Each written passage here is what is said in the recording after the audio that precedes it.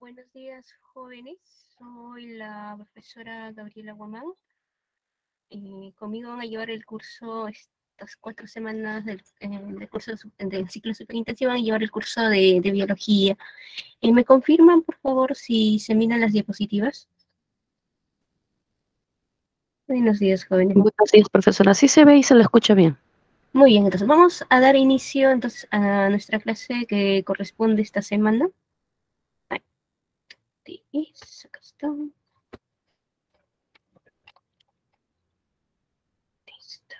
Ahí está. A ver, entonces vamos a dar inicio a nuestra clase, ¿no?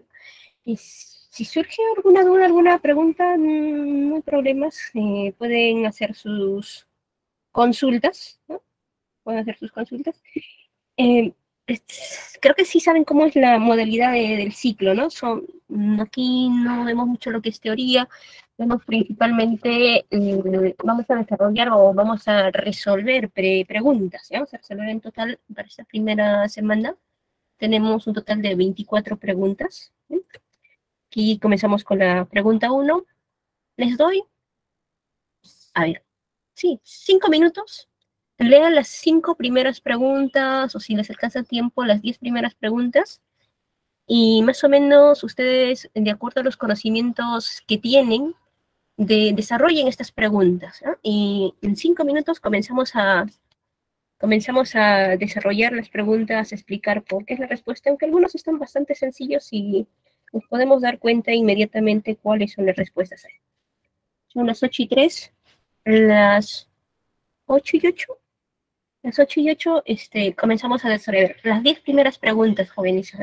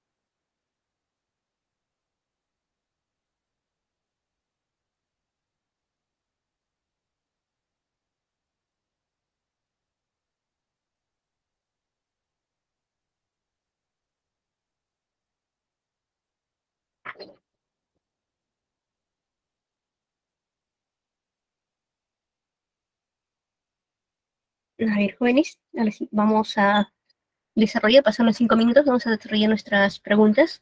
Y, a ver, para la pregunta número 1 nos dice, un grupo de investigadores se encuentra analizando muestras del veneno de cierta serpiente, la cual se ha evidenciado que algunos nativos lo emplean para cicatrizar heridas profundas. Dicho estudio se vincula a la rama de la biología denominada. ¿Cuál sería la respuesta para esta primera pregunta?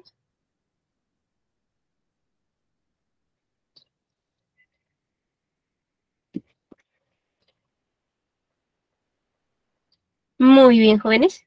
Correcto, ¿no? Correcto, está claro, ¿no? Para la primera pregunta, la respuesta sería la C, la bioquímica, ¿no?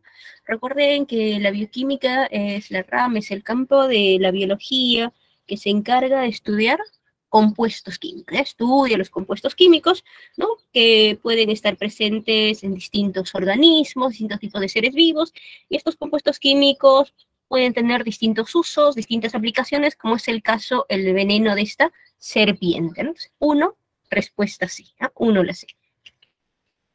¿Bien? Y aquí tenemos un pequeño resumen de los principales dominios presentes en la biología, ¿no? Como dijimos, la bioquímica, que estudia los compuestos químicos, la biofísica, que se encarga de estudiar todos los procesos físicos, ¿no? Como procesos eléctricos, mecánicos, que ocurren en el cuerpo de los seres vivos.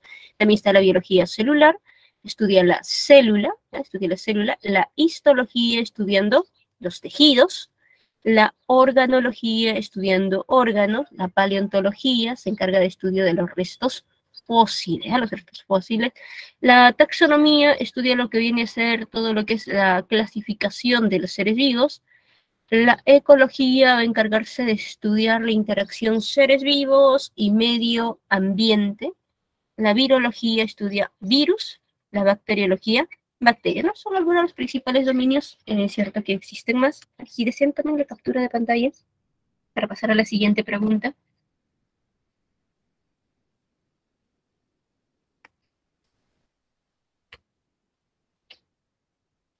Vamos a pasar a la pregunta número 2, nos dice. En mitad de la selva, los científicos capturaron ciertos organismos alados con plumas de colores muy llamativos que no lograban reconocer. Se limitaron a tomar fotos del organismo, así como algunas muestras del plumaje para que luego en la ciudad un especialista los ayude a identificar.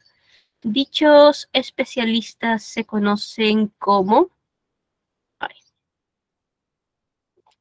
por las características que nos dan de este cierto organismo, ¿no? Dice, tiene plumas, ¿no? De colores muy llamativos.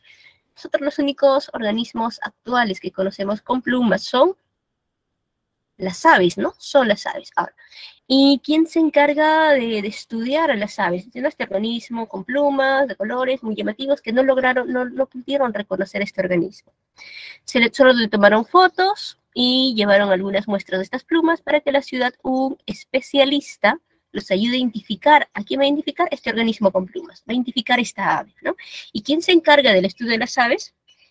Correcto, jóvenes. El que se encarga del estudio de las aves es el ornitólogo, el ornitólogo. Dentro de lo que es la zoología es un dominio, una rama de que viene a ser la biología. Dentro de la zoología hay digamos, más ramas, más ramas. Las principales son, por ejemplo, la ornitología, que estudia las aves. Está también la mastozoología, ¿no? La mastozoología, que estudia los mamíferos, ¿ya? Se encarga de estudiar mamíferos. También encontramos aquí la ictiología, ¿no? La ictiología que estudia los peces, ¿no? Aquí está también dentro de esto la herpetología, que estudia anfibios y reptiles. La herpetología va a estar estudiando anfibios y reptiles. También tenemos la entomología, ¿no? Que estudia lo que vienen a ser insectos. Son algunos de los dominios, de las ramas dentro, lo que vamos a encontrar dentro de la zoología. El oncólogo estudia lo que es cáncer, ¿no? El ecólogo estudia al ecosistema, ¿no? El micólogo estudia hongos, ¿no? El etólogo estudia el comportamiento de los animales, ¿no? Entonces, pregunta 2, respuesta B. Vamos a pasar a la siguiente diapositiva. Y aquí tenemos otros dominios, ¿no? Otros dominios, como son la protozoología, que estudia protozoarios, la micología, como ya dijimos, estudia los hongos, la botánica se encarga de estudiar a las plantas, la etología, recuerda, la etología estudia comportamiento, ¿eh? Comportamiento animal, el comportamiento de los animales. La genética estudia lo que viene a ser herencia y variación.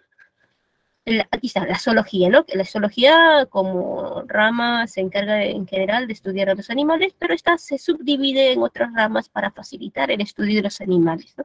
Aquí está la ictiología peces, la herpetología anfibios y reptiles, la ictiología aves. La malacología se va a encargar de estudiar moluscos, la carcinología crustáceos.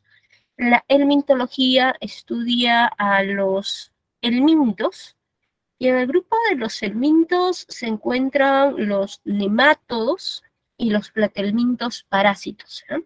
Entonces, aquí en helmintología estudian gusanos parásitos. En este se va a agrupar a todo lo que son nemátodos, como la lombriz intestinal, el Oxyurus, y platelmintos, ¿no? Como las duelas, las tenias, dentro de lo que es entomología, como ya les dije, insectos. En el caso de la evolución, está estudiando, ¿no? Cómo las especies van variando, cómo las especies van cambiando a través del tiempo. Si desean tomar la captura, vamos a pasar a la siguiente diapositiva.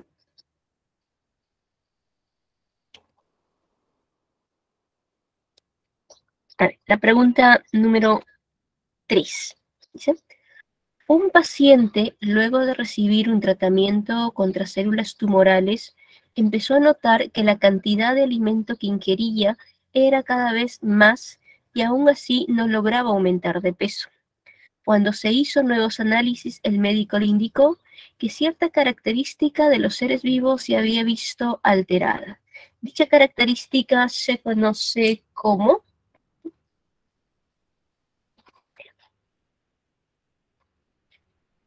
A ver, aquí la respuesta es... Estamos en la pregunta 3, ¿no? La 3 es la A. Muy bien, jóvenes. La 3 es la respuesta, es el metabolismo, ¿eh? El metabolismo. 3A, ¿no? El metabolismo, recuerden, son todas las reacciones que se dan, que se presentan dentro del cuerpo de los seres vivos. Estas reacciones pueden ser reacciones en las cuales se forman, se producen nuevas moléculas a partir de moléculas sencillas, o puede ser reacciones en las cuales, ¿no? A partir de moléculas grandes, complejas, estas se degradan, liberando energía para obtener moléculas más simples, para obtener moléculas más sencillas, ¿no? Entonces, el metabolismo son todas las reacciones que incluyen, ¿no? Son todas las reacciones que ocurren, que se dan dentro de los seres vivos, ¿no? Dentro de los seres vivos. Ese es el metabolismo. A ver. Y, a ver, homeostasis. A ver.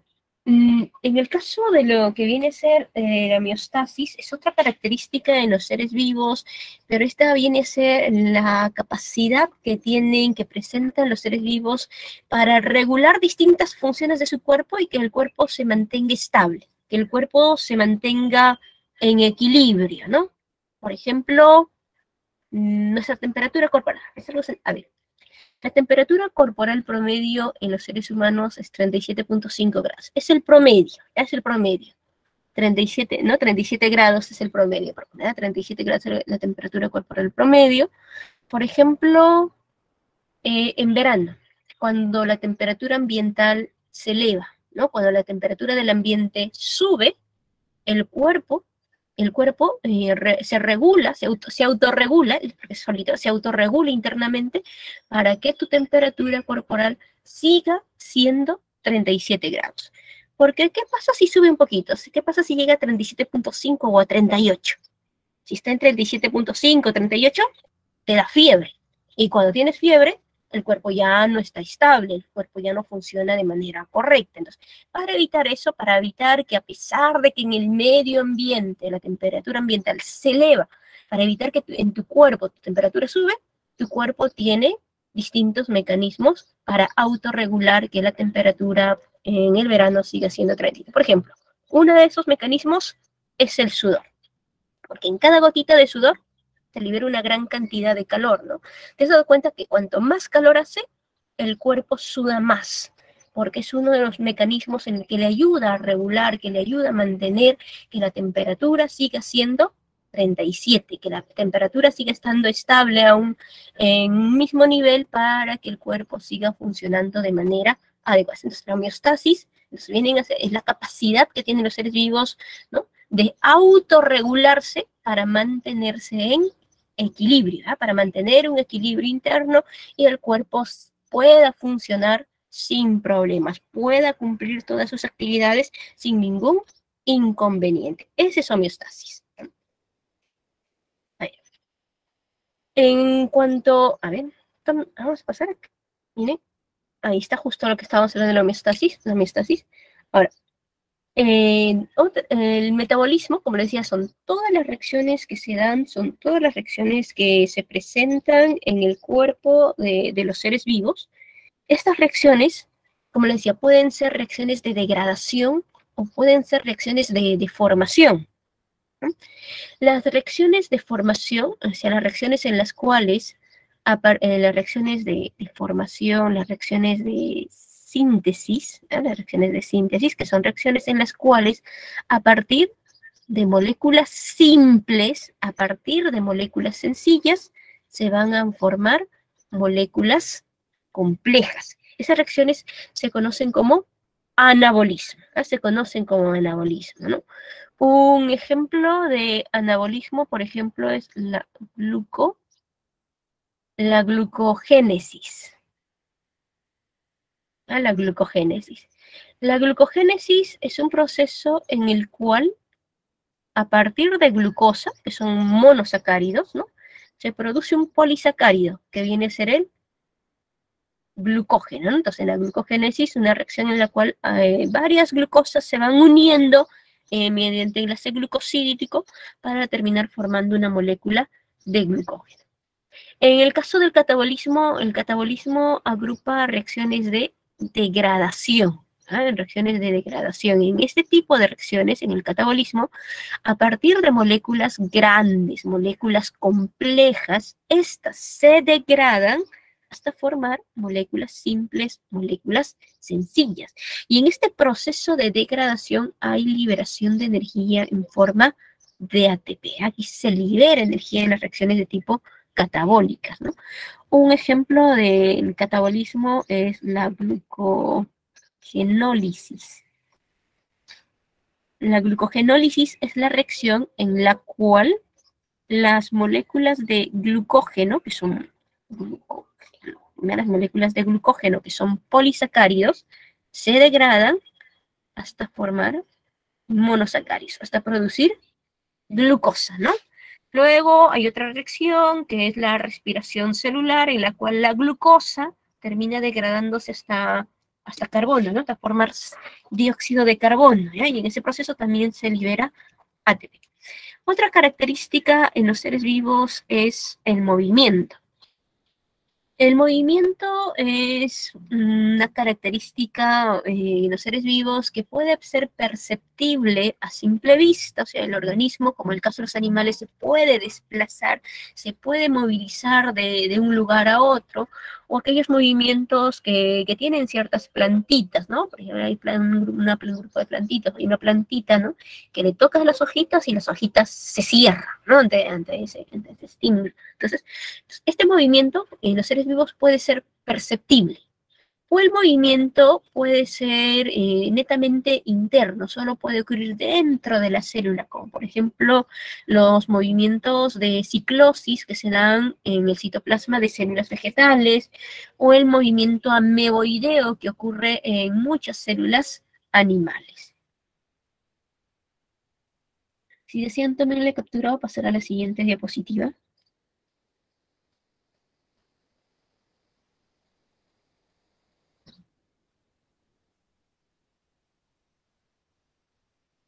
Bien, aquí tenemos otras características de los seres vivos. Otra es la irritabilidad y la coordinación. La irritabilidad viene a ser la capacidad que presenta un ser vivo de poder reaccionar, ¿ya? De poder responder a un estímulo. Y la coordinación son todos los procesos internos que ocurren en dicho ser vivo para poder dar respuesta al estímulo, ¿no? Aquí tenemos un ejemplo, por ejemplo, miren esta persona se pincha el dedo con la espina de una rosa, ¿no? Como tiene irritabilidad, reacciona. ¿Cómo reacciona? Retirando el dedo de la espina de la rosa, ¿no? Entonces, te pinchó el dedo con la espina de la rosa, ¿qué haces? Lo quitas, lo retiras. Eso es irritabilidad, la capacidad de reaccionar, de responder frente a un estímulo. Y la coordinación son todos los procesos internos que han ocurrido en el cuerpo de esta persona, ¿no? El proceso interno, por ejemplo, del actor reflejo, ¿no? Son todos los procesos internos para darle respuesta, ¿no? Aquí hay receptores a nivel del dedito que captaron el estímulo, ¿no? De pincharse el estímulo del dolor. Ese estímulo lo llevaron hacia un centro nervioso, que en este caso es médula espinal. Ahí se produce una respuesta y esa respuesta, ¿no? Hace que se contraigan los músculos del brazo, ¿no? Para poder retirar el dedo de la espina. Entonces, todos estos procesos internos que ocurrieron dentro de la persona, todo eso es coordinación. Eso es coordinación. Y justamente aquí está lo que les decía, ¿no? De la plantita. Esta es la plantita. Es del género mimosa, es una plantita. Tú tocas a la plantita aquí la hojita y aquí, ¿ves? Se va cerrando. Aquí se observa, se están cerrando las hojitas. Que tocas y se cierra eso. Otro ejemplo para lo que es ITRE, ¿no? Una acción y hay una reacción. Entonces, irritabilidad, capacidad de poder reaccionar frente a un estímulo. Otra característica en los seres vivos viene a ser la adaptación. La adaptación es la capacidad que tienen los seres vivos de poder formar de manera temporal, ¿no? Nuevas estructuras, de poder adquirir nuevas funciones, de poder producir nuevas sustancias, ¿no? De manera temporal, mientras el organismo esté sometido a un determinado ambiente, ¿eh? Mientras el organismo se encuentre en un determinado ambiente. Y muchas de estas adaptaciones en las especies se van acumulando a través del tiempo, ¿ya? Y estas adaptaciones que se van acumulando a través del tiempo en las especies van a ser causantes, o es una de las causas del proceso evolutivo de las especies. La adaptación es una de las causas, ¿no? Del proceso de evolución. Y vamos a pasar a la siguiente diapositiva. Otra característica es el crecimiento. ¿Ya? ¿Qué es el crecimiento? Es el aumento de tamaño. El crecimiento es el aumento de tamaño, ¿no? En los organismos pluricelulares, como el caso de muchas plantas, en los animales, se observa, ¿no? Se observa a simple vista cómo van creciendo, ¿no? Este crecimiento también ocurre en organismos microscópicos, organismos formados por una sola célula. En organismos unicelulares, ¿no? organismos que están formados ¿Por qué sale eso? Organismos. Creo que es así. Bueno, acá debería estar el núcleo. Esta es una célula. No me deja dibujar el núcleo. ¿Qué estoy haciendo mal? Bueno, aquí debería estar el núcleo de esta celulita. Imagínense que esta es una célula. Y ahí creo que más o menos salió. Entonces, los organismos unicelulares, por ejemplo, la única forma que tienen de crecer, es aumentando de tamaño. ¿Ah? Es aumentando, incrementando el volumen de la única célula, ¿no? De la única célula que posee. En organismos unicelulares, levaduras, bacterias, muchos protozoarios son unicelulares. En el caso de los pluricelulares, este es el caso de los pluricelulares, ¿cómo crecen? Aumentando. Los pluricelulares tienen dos formas de crecer, aumentando el número de células y aumentando el tamaño de células, ¿no? Los unicelulares son una forma de crecer. Unicelulares solo crecen aumentando el tamaño, el volumen de la única célula que poseen. Pero en el caso de los pluricelulares, como muchas plantas, como los animales, crecen de dos formas. Uno, aumentando el número de células, y la otra es aumentando también el tamaño de sus células. Otra característica en los seres vivos es la reproducción, que viene a ser la capacidad que presentan los seres vivos de poder producir, de poder formar nuevos individuos de su misma especie. Es la reproducción, capacidad de producir, de formar nuevos individuos de la misma especie. Esto puede ser sexual o asexual. En la reproducción de tipo sexual participan dos progenitores, ¿no? Y, por ejemplo, aquí tenemos un ejemplo de dos gatitos, ¿no? Estos gatitos se reproducen y el descendiente, los hijos son más gatitos, ¿no? Aquí no puede aparecer una ratita, un pollito, un perrito, ¿no? Tienen que ser los hijos, los descendientes, individuos de la misma especie, ¿no? La misma especie. Y en la reproducción de tipo asexual participa un solo padre, un solo progenitor, ¿no? Y como aquí hay un solo padre, un solo progenitor, los hijos, los descendientes de una reproducción de tipo asexual van a tener el ADN 100% igual. ¿Ya? El ADN, la información genética, es una copia exacta del progenitor, ¿no? Por eso aquí no va a haber variabilidad genética. Aquí no existe variabilidad genética. Mientras que en la reproducción sexual, los descendientes, los hijos, tienen el 50% de ADN de un progenitor y el otro 50% de ADN del otro progenitor, y esto hace que exista variabilidad genética en la reproducción de tipo sexual. Tomen la captura. Vamos a pasar a la siguiente diapositiva.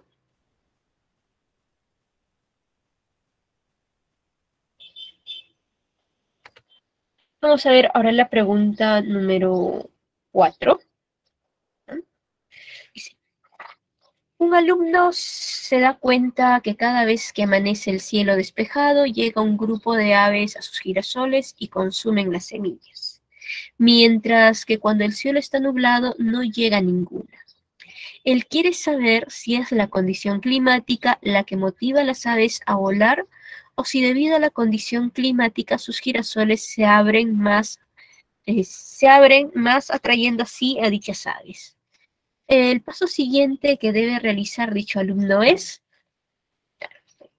pregunta 4, aquí, ¿no? De la pregunta es, el alumno se da cuenta que cada vez, ¿no?, que amanece y el cielo está despejado, llega un grupo de aves, ¿no? Y se come sus girasoles.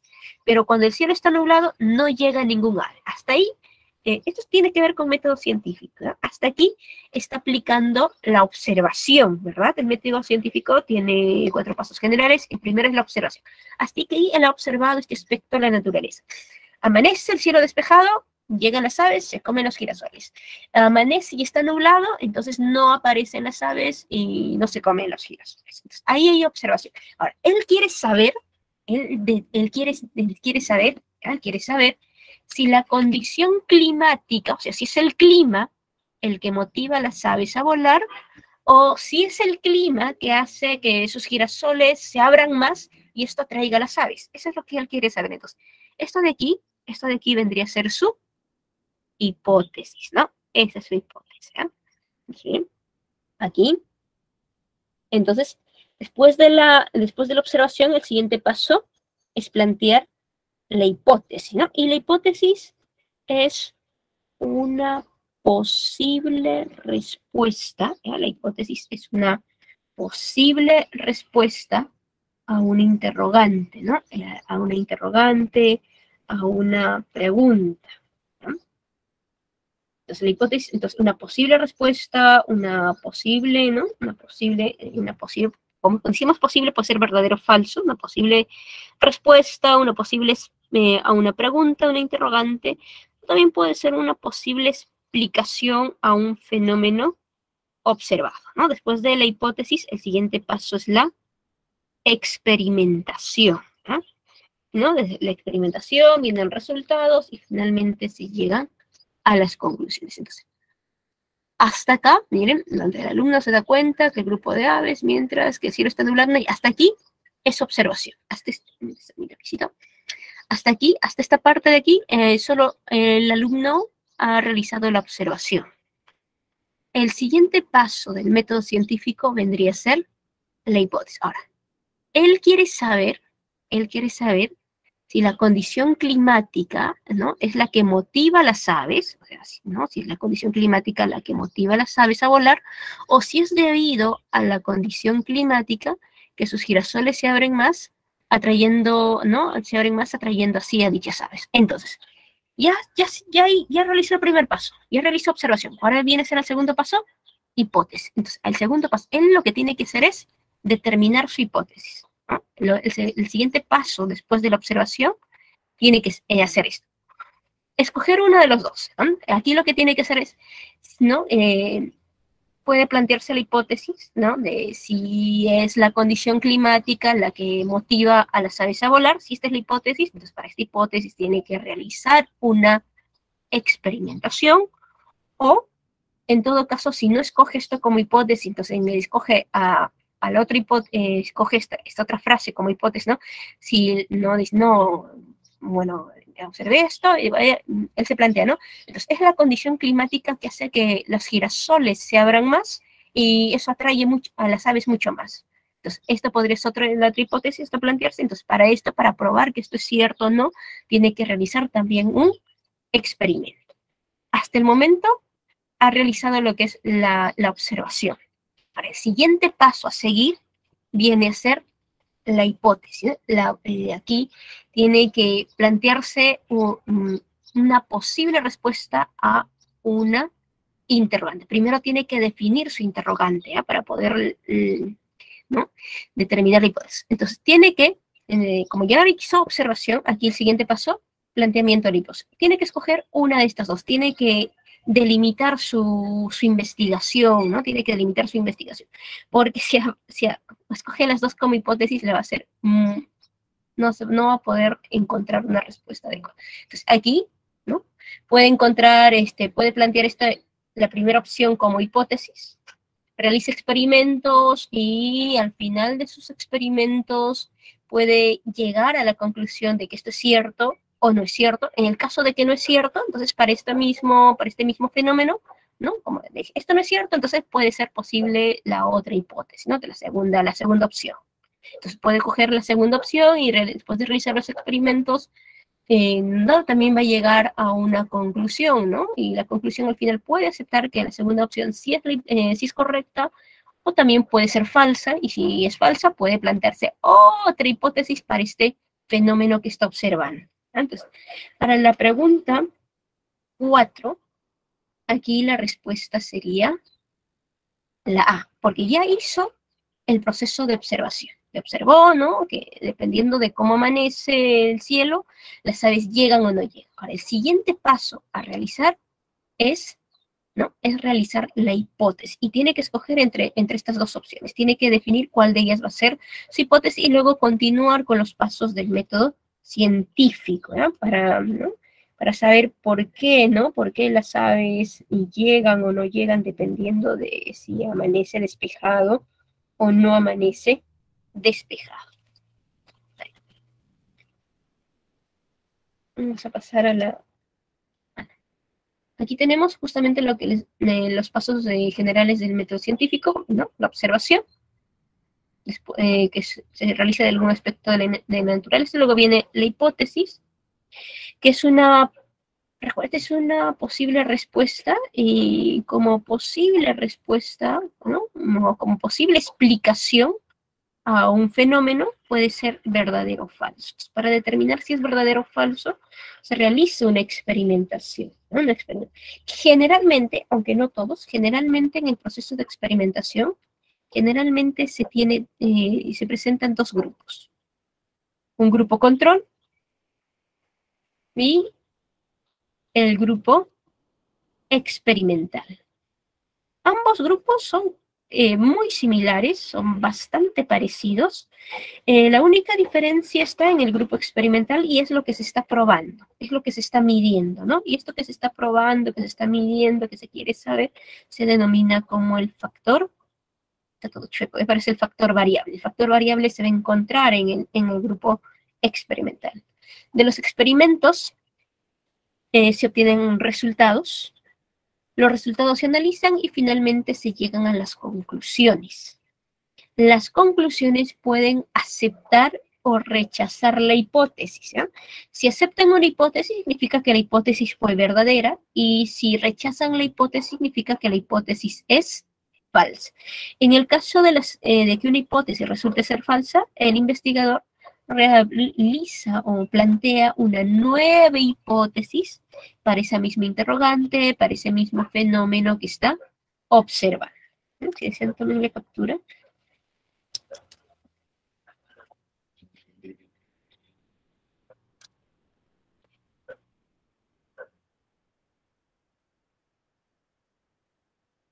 Vamos a ver la pregunta número 5. Dice: cuando se analiza la composición de sal marina, se observa que el 55% es cloro, mientras que un 30.6% es sodio, teniendo luego un 7.7% de compuestos sulfatados. Con dichos datos podríamos afirmar que la sal marina está compuesta principalmente por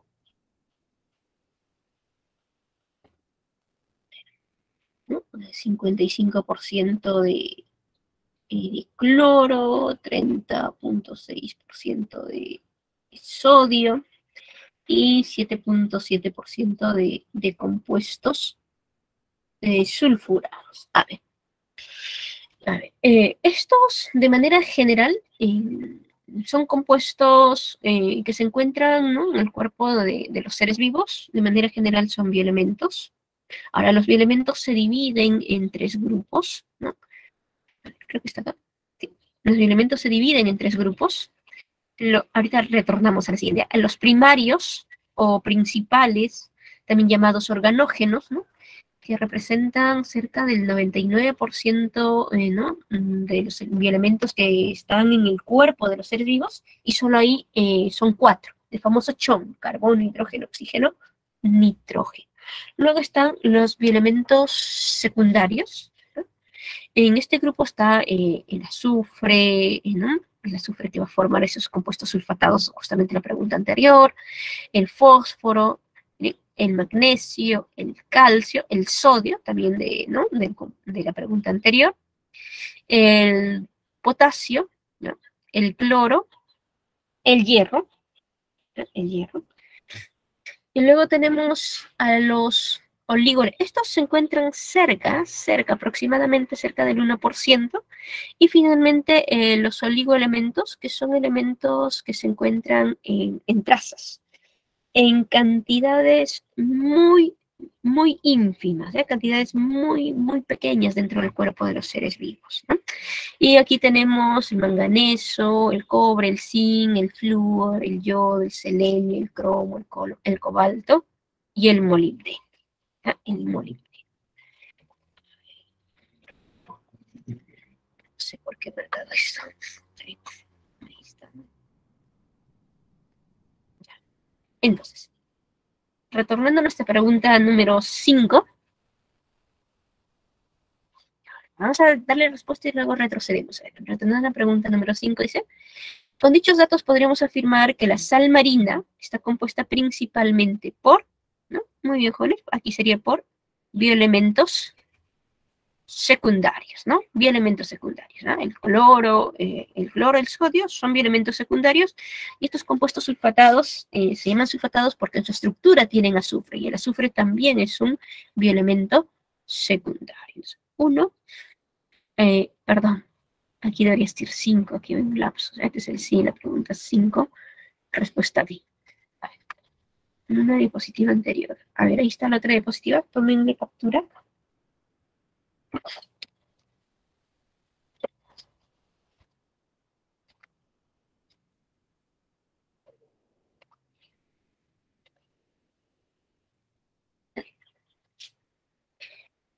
Bien, a esta si no la han tomado, también la captura. Vamos a pasar a la pregunta número 6. Casi.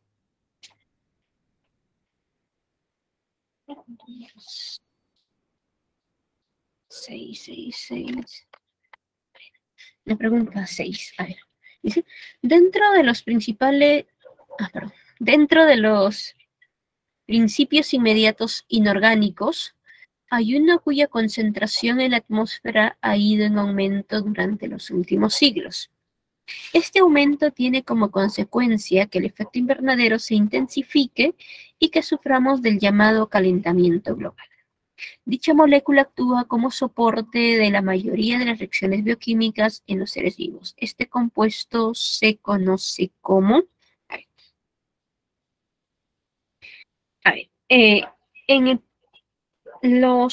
dentro de los causantes del efecto invernadero, los gases más conocidos son estos. El dióxido de carbono, el metano, y otro compuesto es el agua. Esos son, digamos que los compuestos, los principales, más no los únicos, los principales que causan, que producen el denominado efecto invernadero, ¿no? En el cual la Tierra retiene más de lo necesario el calor proveniente del Sol y esto a la larga produce el calentamiento global. Esto causa el calentamiento global. Ahora dicen, de estos principios inmediatos inorgánicos, es este de acá y este de acá, ¿verdad? Este no es los principios inmediatos. Dentro de los principios inmediatos inorgánicos hay una cuya concentración en la atmósfera ha ido en aumento durante los últimos siglos. Este aumento tiene como consecuencia que el efecto invernadero se intensifique y que suframos del llamado calentamiento global. Ahora, dicha molécula, vamos a detener con las dosis, dicha molécula actúa como soporte de la mayoría de las reacciones bioquímicas en los seres vivos. ¿De quién estamos hablando con esto? ¿Ya? Dicha molécula actúa como soporte de la mayoría de las reacciones bioquímicas en los seres vivos. Con esto sacamos que es el agua, ¿no? Entonces, la pregunta 6, la respuesta sería la D. ¿Ya? Porque una de las funciones biológicas, una de las funciones que cumple el agua en el cuerpo de los seres vivos es ser soporte, ¿ya? Soporte de la mayoría de reacciones bioquímicas.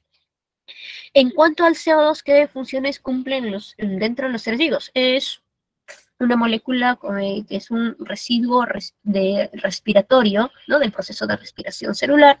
Además, el CO2 también es una molécula que se utiliza como un sustrato, ¿no? Durante la fotosíntesis, porque las plantas fijan este CO2 que está en el medio ambiente para poder formar, para poder producir a partir del carbono de este CO2 moléculas orgánicas, como por ejemplo la glucosa. Pero el CO2 no sirve como soporte de las reacciones bioquímicas en los seres vivos, ¿ya? No sirve. Quien cumple esa función es la molécula de agua.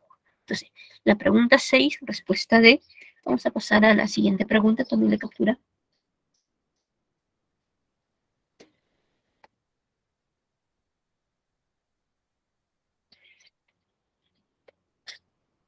Aquí justamente está el agua, ¿no? Es el famoso H2O. Es una molécula formada por 2 átomos de hidrógeno y uno de oxígeno, ¿no? Y justamente separación entre los dos átomos de hidrógeno. Aquí esto deja, ¿no?, en un ángulo de aproximadamente 104.5 grados, ¿no? Ahora, el oxígeno, este de celestito me representa el oxígeno. El oxígeno es un átomo, es un elemento muy electronegativo, por eso tiende a jalar hacia su centro los electrones de los átomos de hidrógeno con los cuales está unido para formar la molécula de agua.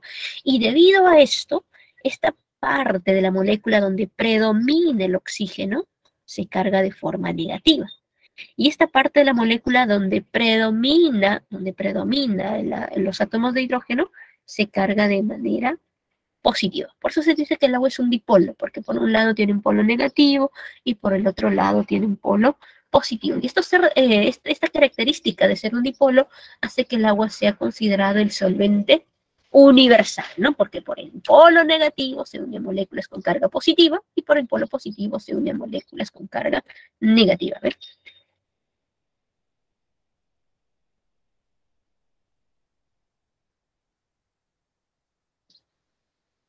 Ya, a ver, dice.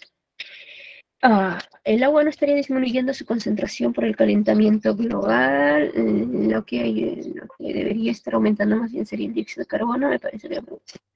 A ver, el calentamiento global... bueno, bien. El calentamiento global es causado por el efecto invernadero.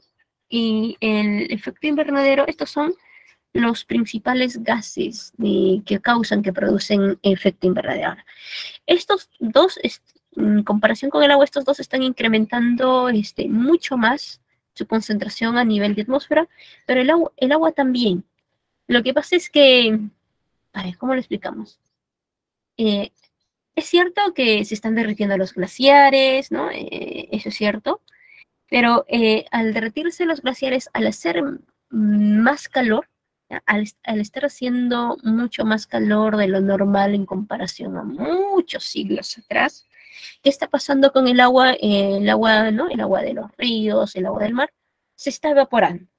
Se está evaporando y el vapor de agua está llegando a la atmósfera. El vapor de agua está llegando a la atmósfera.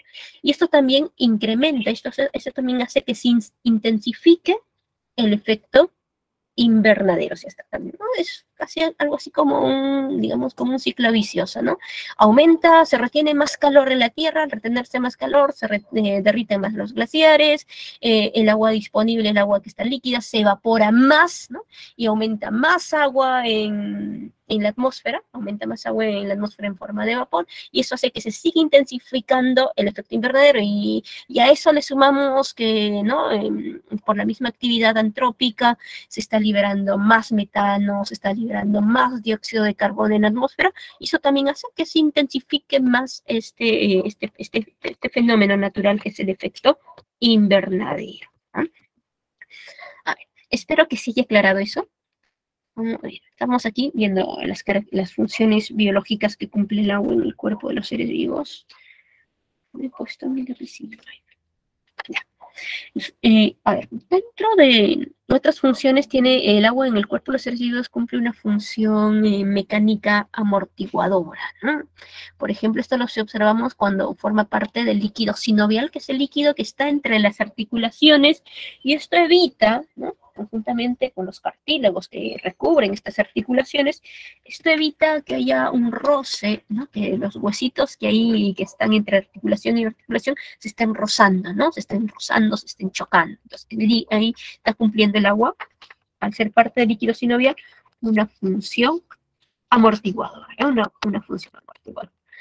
Otra característica del agua es que tiene un alto calor específico, y esto que hace que el agua sea un buen termorregulador, ¿no? Justamente lo que hablábamos al inicio de la clase, ¿no? En el verano, cuando hace calor, el cuerpo comienza a sudar más porque es un mecanismo que tiene para poder mantener su temperatura estable, su temperatura en 37 grados, porque en cada gotita de sudor se libera una gran cantidad de calor. Otra función, otra propiedad del agua es que tiene una alta tensión superficial, y esto Esto ¿no? permite que muchos artrópodos, no solo insectos, también arácnidos y otro grupo de artrópodos puedan desplazarse sin problemas sobre la superficie del agua, ¿no? Y esto también le da al agua una propiedad importante, que es la capilaridad, ¿eh? La capilaridad. Si desean también la captura, vamos a pasar a la siguiente diapositiva.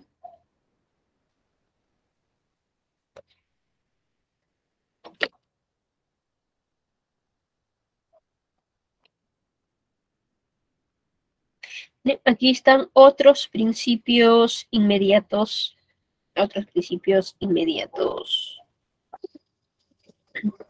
Inorgánicos. Tenemos, por ejemplo, las sales minerales. Un ratito, jóvenes. Voy a callar el perrito.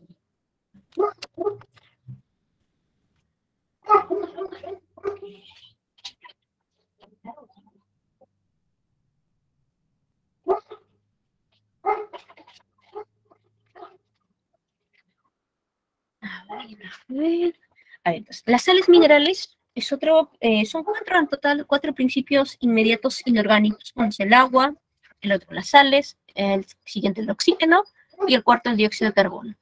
Ahora, en cuanto a las sales minerales, en todos los seres vivos, sin excepciones, se encuentran en forma de iones disueltas en el citoplasma de las células. En todos los seres vivos, sin excepciones, todos presentan sales minerales disueltos en el citoplasma, pero en forma de iones. Y aquí, cuando están en forma de iones, dentro de las funciones que cumplen es, por ejemplo, ayudan a mantener el equilibrio osmótico de la célula, ayudan a regular el equilibrio ácido-base de la célula, ¿no? Y en células animales, por ejemplo, en células animales como el caso del ser humano, ¿no? Células animales, principalmente como el ser humano, también participan en lo que viene a ser la contracción muscular. Aquí participa, por ejemplo, iones de calcio, de magnesio. También participan en la transmisión del impulso nervioso, que principalmente iones de sodio y de potasio, ¿no? No solo en seres humanos, también el resto de animales también participan en estas sales minerales. Y en algunos seres vivos, ya no en todos, las sales minerales pueden encontrarse en forma sólida, ¿ya? En forma sólida. Cuando se encuentran en forma sólida, forman parte de estructuras, ¿no? Estructuras como, por ejemplo, los dientes, los huesos, ¿no? Que presentan los vertebrados, o estructuras como las conchuelas de los moluscos, ¿no? Las conchuelas, las caparazones de los moluscos. Ahí hay sales minerales en forma sólida. El otro principio inmediato es el oxígeno. Estamos hablando de la molécula, obviamente de la molécula de oxígeno, no como el átomo, sino como la molécula de oxígeno. Esta molécula es esencial para todos los organismos aeróbicos. Nosotros, los seres humanos, somos organismos aeróbicos, entonces necesitamos para poder vivir de oxígeno. Si no hay oxígeno, nos morimos, ¿no? Y además, el oxígeno también viene a ser el aceptor final de protones, no solo protones, también es el aceptor final de electrones, ¿ya? De protones, de electrones en el proceso de respiración celular. Y el dióxido de carbono, ¿no? El famoso anhídrido carbónico, el famoso CO2, ¿no? El CO2 es un gas, que se produce en el proceso de respiración celular, ¿no? Se produce en el proceso de respiración celular como un residuo del proceso de respiración celular, ¿no? Entonces, en este proceso de respiración celular, la molécula de glucosa, que tiene en su estructura 6 carbonos, al final termina degradándose hasta dióxido de carbono. Hasta el final se degrada hasta CO2, hasta el final. Y en este proceso, aquí se produce, en este proceso de degradación que va a realizar la glucosa, se produce ATP. Ya luego vemos cuántos ATP se producen por cada glucosa, lo vamos a ver más adelante. Pero en este proceso, la glucosa al final, en este proceso de respiración, este es en el proceso de respiración celular. Y ahí la glucosa al final se degrada hasta CO2 y en el proceso se produce ATP. Por si dice que es un gas respiratorio. También el dióxido de carbono es importante en el proceso de fotosíntesis, ¿no? Porque las plantas, les dije, capturan, absorben el CO2 que está en la atmósfera y utilizan el carbono del CO2 como, ¿no? Como una fuente, ¿no? Para poder formar, para poder producir moléculas orgánicas, ¿no? Y una de las principales moléculas orgánicas que se produce, que se forma en fotosíntesis, es justamente la glucosa. Así decían también la captura, vamos a pasar a la siguiente diapositiva.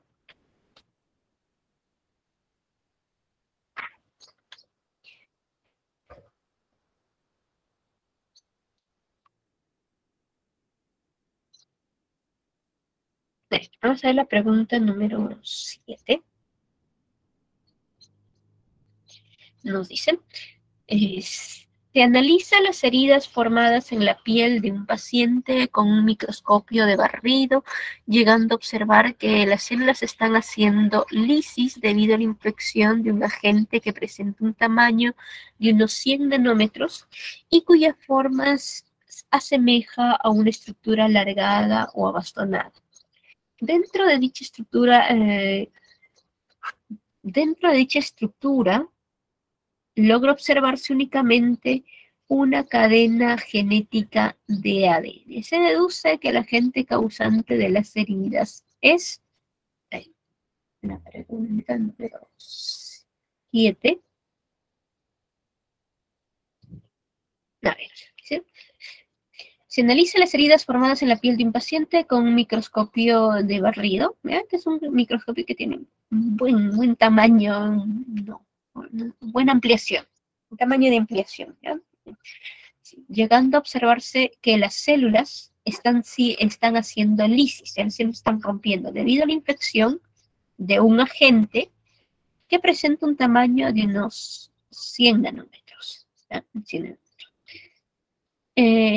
100 nanómetros y cuya forma asemeja una estructura alargada o abastonada. Dentro de esta estructura, logra observarse únicamente una cadena genética de ADN. Se deduce que el agente causante de la herida es, con el tamaño, así de 100 nanómetros, nosotros sacamos con eso, es un virus. ¿Eh? Cuando miden nanómetros son virus, porque las células miden en micras. ¿Eh? Las células se miden con micras. Los virus con nanómetros. No, los virus tienen un tamaño entre unos 20, los más chiquitos, y los más grandes a 300 nanómetros. Es el tamaño de los virus varía entre 20 y 300 nanómetros. Los más chiquitos 20, los más grandes 300 nanómetros. ¿No? Y este de KD100 está dentro del rango, es un virus. ¿Eh? Por el tamaño sacamos, sí, cuando me dan una estructura de nanómetros, sacamos que es un virus. Pero si me dan en micras, ahí sí es una célula, en microcélula. Cuya forma asemeja a la estructura alargada o abastonada, ¿no? Y los virus que tienen esa forma son virus que tienen una simetría helicoidal, ¿no? Son virus con simetría helicoidal. Entonces, supongamos que es un virus de simetría helicoidal. Y dentro de esta estructura también, miren, este microscopio es magnífico. Logra observarse únicamente una cadena genética de ADN. ¿No? Entonces, sacas que es un virus de simetría helicoidal y de tipo ADN todavía. ¿No? Pregunta 7. La respuesta, sí, correcto, joven. La 7 es la C. Sí, muy bien. La 7, la respuesta es la C. Tomen la captura si desean.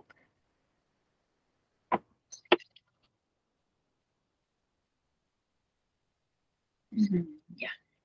Y eso de los complejos está acá. A ver, por ahí alguien pregunta por los complejos. A ver, los virus. A ver, primero, los virus no son, por si acaso hay que aclarar, no son seres vivos, ¿ya? No son seres vivos. Son, dentro del nivel de organización de los seres vivos está en el primer nivel, en el nivel subcelular. Y dentro del nivel subcelular hay varios subniveles, recuerden, ¿no? Y los virus están dentro del subnivel de complejo supramolecular. Los virus son complejos supramoleculares infecciosos, también se dice que son partículas infecciosas. Son compuestos estructuralmente hablando por un ácido nucleico, que puede ser ADN o ARN, nunca, jamás vamos a encontrar en una partícula viral los dos tipos de ácido nucleico, solo uno de ellos, o bien ADN o bien ARN. Y por eso una forma de clasificarlos es con el tipo de ácido nucleico que tienen, ¿no? Si tienen ADN, es un virus ADN. Si tienen ARN, es un virus ARN. Miren, aquí hay algunos ejemplos para virus ADN y virus ARN, ¿no? Y el último, aquí está el SARS-CoV-2, ¿no? Que causa el COVID. Aquí está dentro también de los virus ARN, ¿no? Entonces, estructuralmente presentan un ácido nucleico, que es uno de los dos, o es ADN o es ARN. Este ácido nucleico está protegido, está rodeado por una estructura proteica. Esta estructura proteica que rodea, que cubre el ácido nucleico, se denomina cápside. La cápside. Todo esto de verde es la cápside, pero cada puntito, miren, cada puntito verde que me forma toda la estructura verde, cada puntito verde, o sea, cada unidad que me va a formar una cápside, es un capsómero, o sea, cada puntito verde es un capsómero. La unión de muchos capsómeros me forma una cápside. Y los capsómeros están formados por la agrupación de una o más proteínas que pueden ser iguales o diferentes. Por eso se dice que la cápside es una estructura proteica. Todos los virus en su estructura van a tener un ácido nucleico y una cápside, toditos los virus, sin excepciones.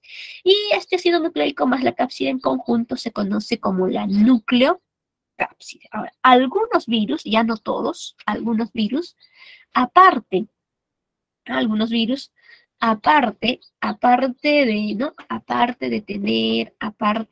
de presentar ácido nucleico y cápside, tienen una estructura adicional, conocida con el nombre de la envoltura.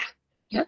¿Y qué cosa es la envoltura? Es una bicapa lipídica, es como la estructura de una membrana biológica, esa estructura tiene la envoltura, es una bicapa lipídica que rodea a toda la nucleocápside. Y aquellos virus que tienen envoltura se denominan virus envueltos.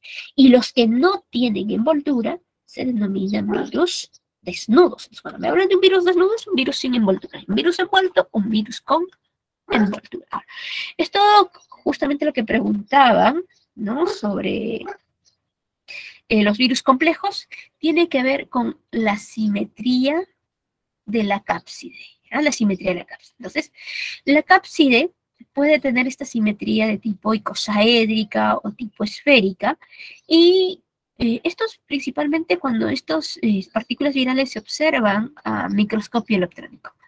Las cápsides de simetría icosaédrica o esférica, cuando se observan a microscopio electrónico, van a tener la forma ahí como de un puntito. Ese es un virus con simetría, se llama virus de simetría icosaédrica. Ahora, los virus cuya cápside tienen esta forma filamentosa, ¿no? Esta forma de barrita, de bastoncito, cuando se observan a microscopio electrónico, no se observan así como detalle como está aquí, es un esquema. Ay, no, otra vez este. A ver, cuando se observan a microscopio electrónico, los virus de simetría, no, ¿por qué se dibuja eso? Ay, no.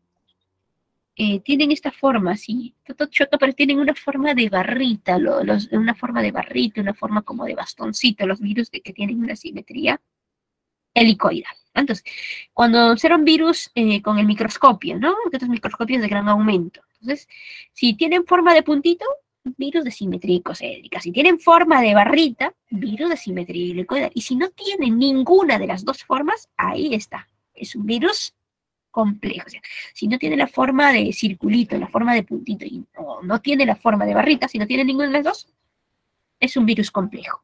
¿Ya? Entonces, en otras palabras, si no es un virus icosaédrico y tampoco encaja en la descripción del virus con simetría helicoidal, es un virus complejo, ¿no? Y uno de los virus complejos más conocidos son los bacteriófagos, que son virus que infectan bacterias y que justamente es casi una combinación de las dos simetrías anteriores. Los virus del grupo de los bacteriófagos tienen esta estructura de acá, que se conoce, entonces de acá es la cabeza, esta se llama la cabeza. Esta es la parte del virus que tiene la simetría icosaédrica, y todo esto de acá, pues de acá, que es la colita, la cola, ¿no? Y esta tiene la simetría helicoide. Esta es justamente una combinación de las dos simetrías anteriores, pues se llaman virus de simetría compleja, porque no es exactamente un virus con simetría icosaédrica, ni exactamente un virus con simetría helicoide, es una combinación de ambos, ¿no?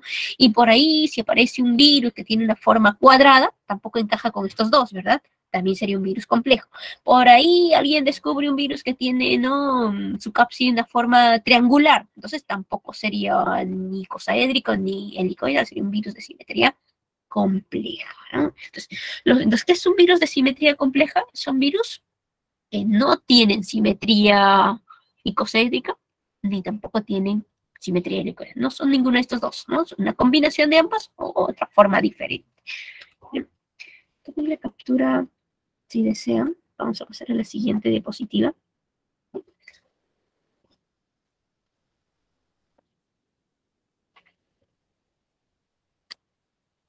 Vamos a ver la pregunta número...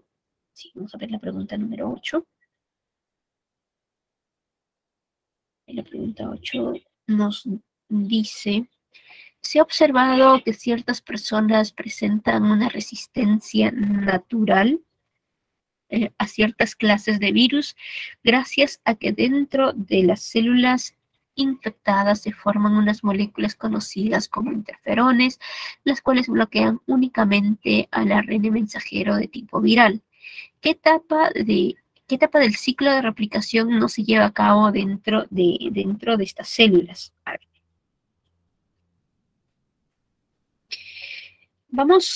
Primero vamos a recordar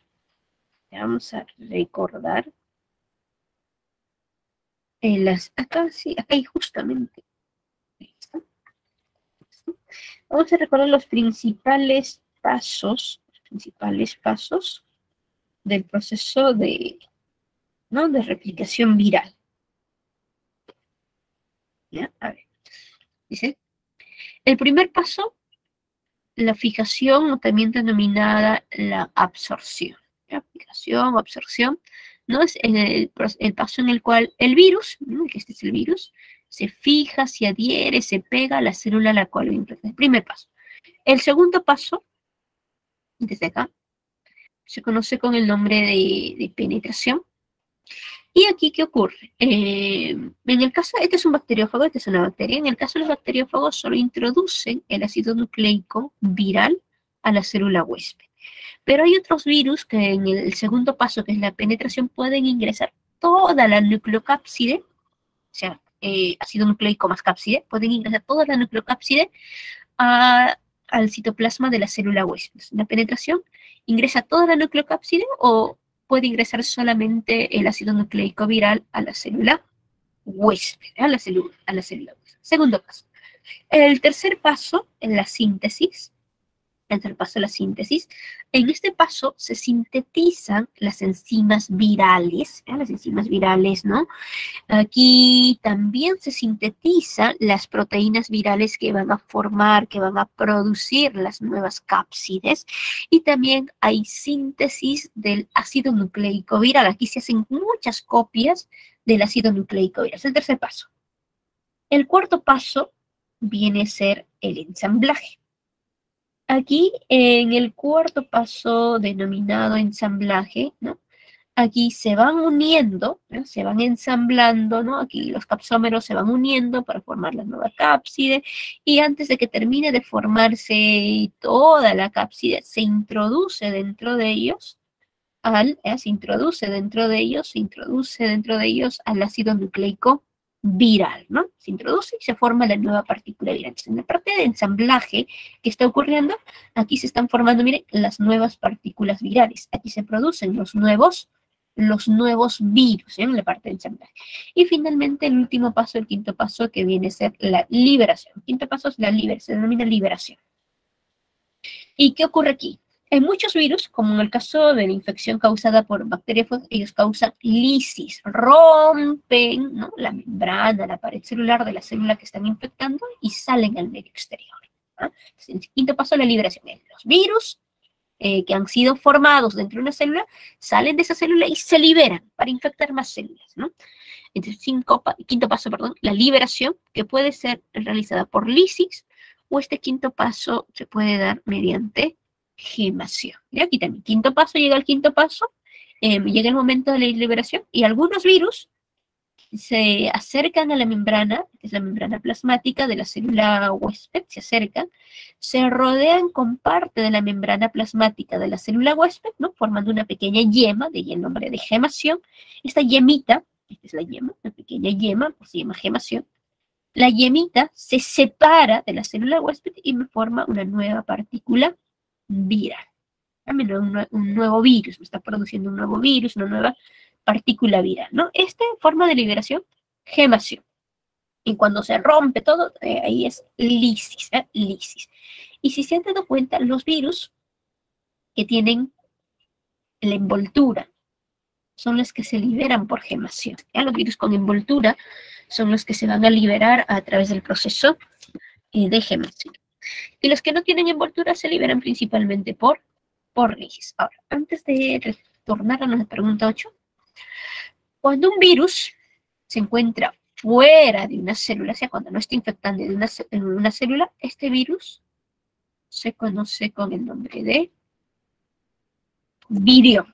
¿Ya? La partícula viral que se encuentra, la partícula viral que está fuera de una célula, la partícula viral que no está infectando una célula se denomina virio. Entonces, ahora sí, si desean tomar lectura, vamos a darle respuesta a la pregunta 8.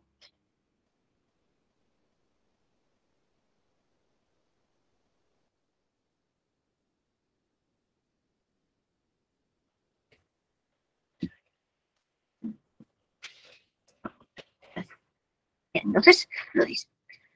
A ver, la pregunta 8 dice, se ha observado que ciertas personas presentan una resistencia natural a ciertas clases de virus gracias a que dentro de las células infectadas se forman unas moléculas conocidas como interferones. Interferones. A ver, las cuales bloquean únicamente, los interferones están bloqueando el ARN mensajero de tipo viral. ¿Qué etapa del ciclo de replicación no se lleva a cabo dentro de estas células? A ver, ya, por ahí, sí, la respuesta que han dado los compañeros sí es correcta. A ver, ya. A ver, aquí la pregunta 8, la respuesta es la B, es el ensamblaje. Ahora les explico por qué es el ensamblaje. La respuesta es el ensamblaje. Vamos acá está. Vamos a los pasos de replicación. Ya sabemos cuáles son los pasos de replicación, ¿verdad? Viral, ¿no? Entonces, acá están los interferones. Los interferones en realidad son proteínas de bajo peso molecular. Y me dicen, estos interferones, al menos los de este ejercicio, bloquean únicamente ARN mensajero viral. ¿Ya? Estos bloquean, recuerden, bloquean, lo pongo acá con una flechita, ARN mensajero viral, ARN mensajero del virus están bloqueando.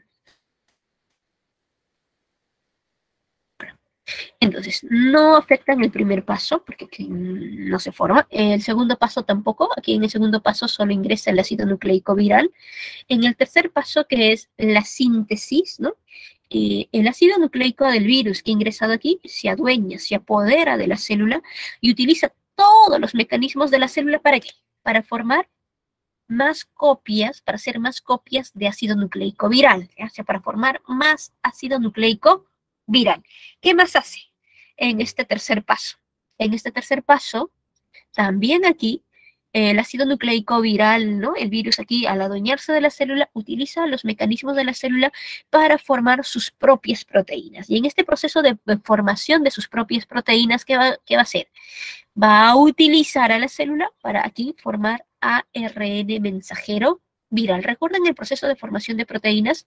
La información que está en el ADN se transcribe al ARN mensajero, ¿verdad? Se transcribe hasta formar un ARN mensajero, el ARN mensajero, luego de ahí, ¿qué pasa? Se traduce aquí con ayuda de los ribosomas, para formar una proteína. Entonces, lo que hacen los interferones es bloquear el ARN mensajero viral. Lo que van a hacer es, van a evitar que este ARN mensajero viral se asocie, se una a los ribosomas, y al no poder asociarse, al no poder unirse a los ribosomas, no se van a formar proteínas virales. No va a haber formación de proteínas virales, y si no hay formación de proteínas virales, entonces no se van a estar formando, por ejemplo, los capsómeros, y si no hay capsómeros, no se forman estas cápsides, si no hay capsómeros, no se forman las cápsides, ¿no? Si no hay capsómeros, no se producen, no se forman las cápsides. Y al no haber cápsides, ¿qué va a ocurrir? Si no hay cápsides, y solo hay, por ejemplo, ácido nucleico viral, no se va a poder dar este cuarto paso, que es el ensamblaje, ¿no? Porque si no hay cápsides, ¿a dónde se van a meter estos ácidos nucleicos virales que se están formando, ¿no? Por eso la 8, la respuesta, la B, ¿ya? Por la pregunta 8, respuesta B. ¿Está? Si desean también le captura esta diapositiva. A ver, ¿qué parte repetimos? ¿Qué parte? A ver, Jennifer, ¿qué parte repetimos? ¿Todo el proceso de replicación viral?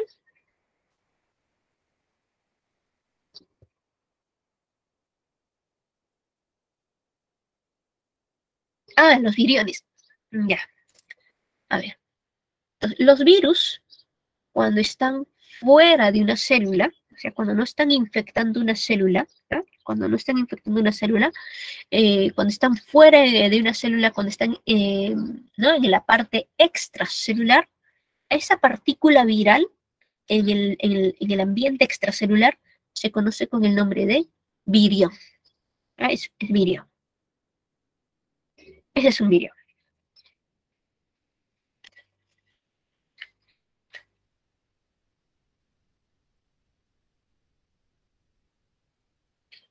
A ver, así vamos a pasar la pregunta 9. A ver, 9 dice. En 2017 se dio a conocer el caso de un médico chino que alteró genéticamente a 2 embriones humanos, modificando los receptores CD4 de los linfocitos T. Gracias a esto, los viriones de VIH que ingresan al cuerpo no podrán fijarse estas células e infectarlas. Respecto al texto, se puede afirmar que la pregunta, para responder la pregunta 9, tenemos esta de acá. Vamos a ver la estructura del VIH. El virus, ¿no? Que son las siglas para el nombre del virus de la inmunodeficiencia humana. Es un virus, hablando de tipo de ácido nucleico, es un virus de tipo ARN, es un virus ARN. ¿No?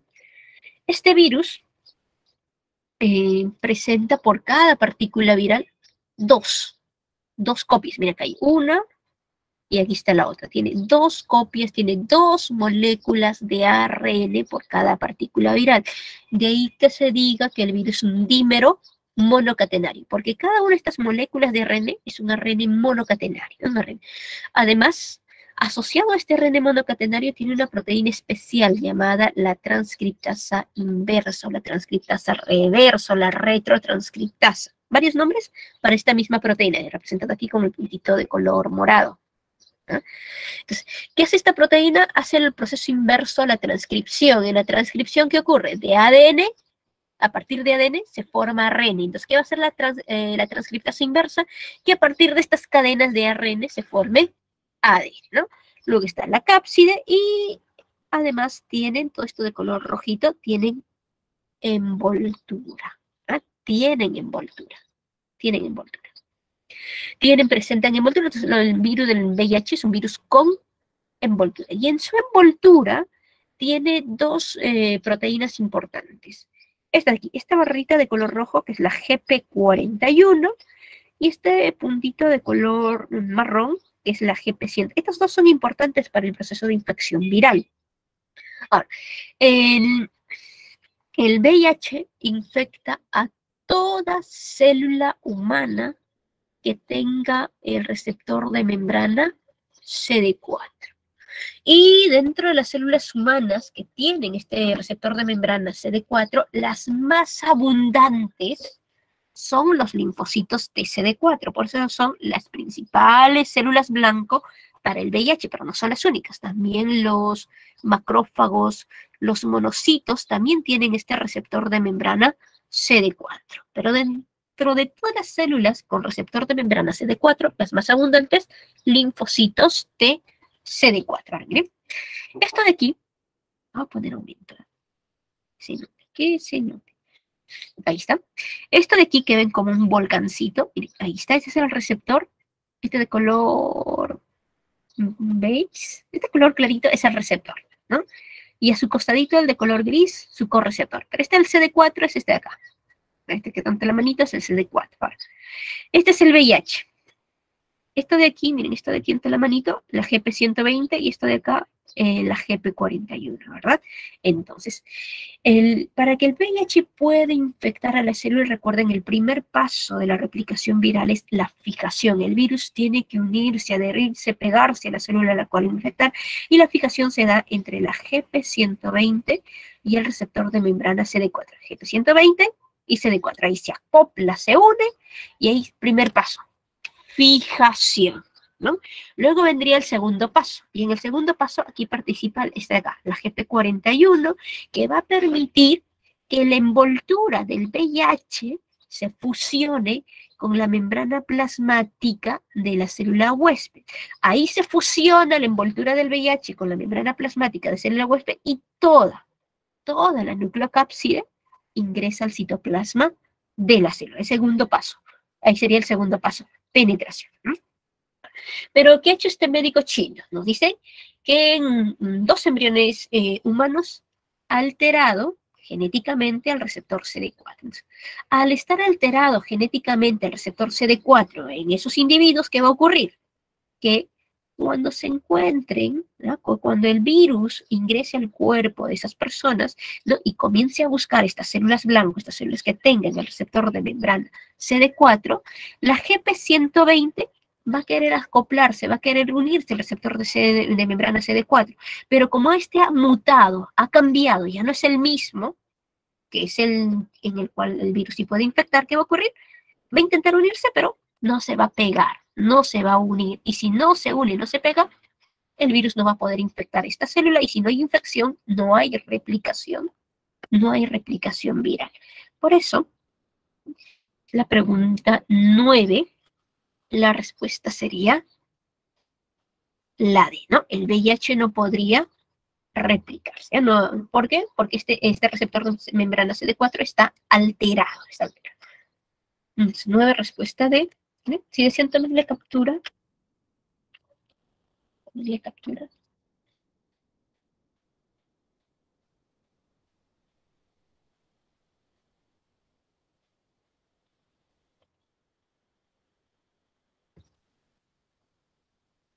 Vamos a ver la pregunta 10, dice.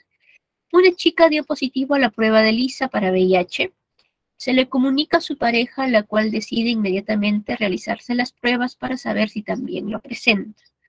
En su caso, al realizarse la prueba de ELISA, esta dio negativa, pero para confirmar se realiza una prueba de Western blot, la cual arroja positivo. De las siguientes proposiciones, ¿cuál es verdadera? Ahora, para detectar VIH siempre se realizan 2 pruebas, ¿ya? 2 pruebas. ¿Ya? Las pruebas de detección para el VIH son 2. La prueba de ELISA, que es una prueba presuntiva, y la prueba del Western blot, que es una prueba molecular, es una prueba confirmatoria. Entonces, cuando alguien sospecha que tiene VIH, entonces, cuando alguien sospecha que tiene VIH, lo primero que realizan es la prueba de ELISA. Es una prueba presuntiva.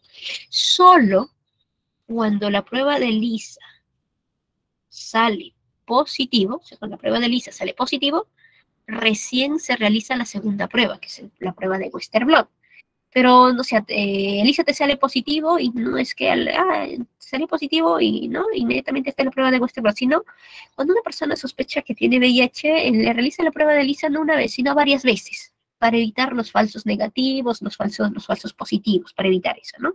Entonces, por ejemplo, una persona se realiza una prueba de Elisa la primera vez, ¿no? Se realiza y le sale negativo. Entonces la respuesta es tranquila. Y después se le recomienda que después de cierto tiempo vuelva a realizarse la misma prueba, ¿no? Y si la segunda vez que se realiza sigue saliendo negativo, también puede estar tranquila, ¿no? Y son como 3 veces, creo que se realiza. 3, 4 veces. Y supongamos se realiza una tercera vez y en esa tercera vez puede salir positivo. ¿No? Puede salir positivo o puede salir. Si sale negativo, entonces ya la persona puede estar tranquila. Es muy probable que no tenga el virus en su organismo, ¿no? Y por precaución podría realizarse tiempo después otra prueba de ELISA, pero generalmente no tendría ya el virus. Pero si en el caso de que no salga positivo la prueba de ELISA, recién se realiza la prueba del Western blot, que es una prueba molecular, es una prueba confirmatoria. Si Western blot está aquí, si Western blot sale positivo, significa que la persona tiene VIH, tiene el virus en su organismo. Y si Western blot sale negativo, entonces la persona no tiene VIH en su organismo. Entonces, esta es una prueba definitiva, esta es una prueba confirmatoria. Ahora, en el caso de la pregunta dice, una chica dio positivo a la prueba de ELISA. Recuerda, esta es presuntiva. ¿No? Para mí, se le comunica a su pareja, la cual decide inmediatamente realizarse, o sea, se comunica a la pareja, la cual decide inmediatamente realizarse para saber si también lo presenta. En su caso, estamos hablando de la pareja, en su caso, al realizarse la prueba de ELISA, esta dio negativo, ¿no? La pareja se realiza la prueba de ELISA y dio negativo. Pero para confirmar, se realiza la prueba de Western blot, la cual arroja positivo. La prueba de Western blot arroja positivo. De las siguientes profesiones, ¿cuál es la verdadera? ¿Se puede afirmar que la señorita presenta VIH? A la señorita solo se le ha realizado la prueba de ELISA y ha dado positivo. Entonces, no se puede afirmar, no se puede. ¿Podría tener? Podría, pero no podría, también no podría tener. Para confirmar que se debe realizar Western blot, y aquí, según el enunciado, no se le ha realizado Western blot todavía a la señorita. No hay información de eso. Entonces, esto no. En el varón, ELISA dio un falso positivo. No. La prueba de ELISA dio como negativo. Sería más bien un falso negativo aquí, ¿no? No un falso positivo. La prueba de Western blot ¿es presuntiva? No, es confirmatoria, la prueba de Western. En la señorita, ELISA dio un falso negativo, no sabemos, ¿no? No, en este caso, ¿no? Si no tiene, si se hace la prueba de Western blot para el caso de la chica, ¿no? Y sale negativo, esto sería un falso positivo, ¿no? Pero si se realiza la prueba de Western blot para la chica y sale positivo, sería confirmatorio, entonces esto tampoco. Solo el varón, solo el varón presenta VIH confirmado. Esa es la respuesta. Solo el varón tiene VIH confirmado, ¿no? Porque él se ha hecho inmediatamente la prueba del Western blot, ha salido que es positivo. Y Western blot es confirmatorio. La pregunta 10, la respuesta sería la E.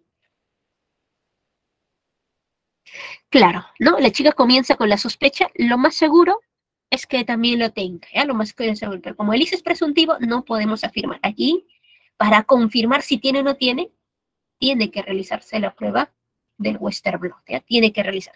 Y solo con esos resultados recién confirmamos si tiene o no tiene, pero lo más probable es que sí tenga, ¿no? Lo más probable. A ver, tómenle captura si desean. Esta de acá también, si desean tomarle captura, vamos a pasar a la pregunta 11.